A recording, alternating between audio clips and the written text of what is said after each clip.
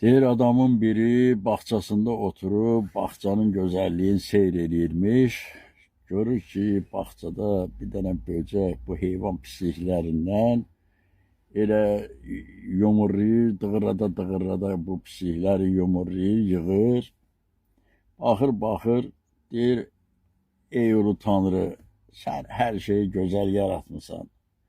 Bu böceği nöş yaradıbsan. Bunu ancaq onun üçün yaradıbsan ki, bu pisliklər elə yumurlasın, yıxsın bir yerə.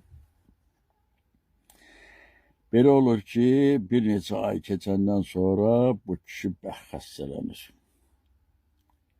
Nə qədər həkimiyyət tapıb gətirirlər, bunun dərdinə əlac edən tapılmır. Axırda bir dənə həkim tapıb gətirirlər. Bu həkim bunu yoxlayır, edir. Deyir, bunun dərdinin əlacı bağçalarda böcək olur, pislikləri yumurlayır, yığır. Həmin o pisliklərdən bu 40 gün boyunca yeməlidir. Onu yesə bu sağalacaq. Adam qalır nə illatçın, ağaysın, ölür də. Bu 40 gün boyunca bu böceğin pislikləri, yumurladığı pisliklərdən tapıb gətirib verirlər buna. Bu yer həqiqətində sağalır, gümrahlaşır, həyatına davam edir. Belə olur, bir neçə ildən sonra bu gəmi ilə səyahətə çıxır. Gəmi dənizdə düşür fırtınaya. Ləpələrin arasında ləpələr gəmini çırpır sağa, sola, içərisindəki sərnişinlər hamısı çığır, bağır, Allaha dua eləyən kim?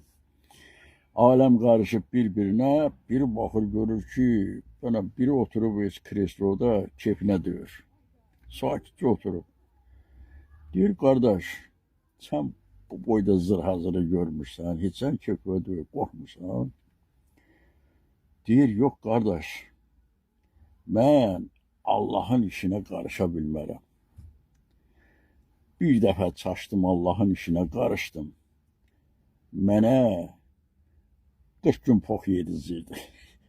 İndi mən onun işinə heç qarışa bilmərəm. Nə eləsə Allah Teala özü bilər. Özü bilən məsləhətdir. Mənim onun da qarışacağım işim yoxdur. Sağ olun.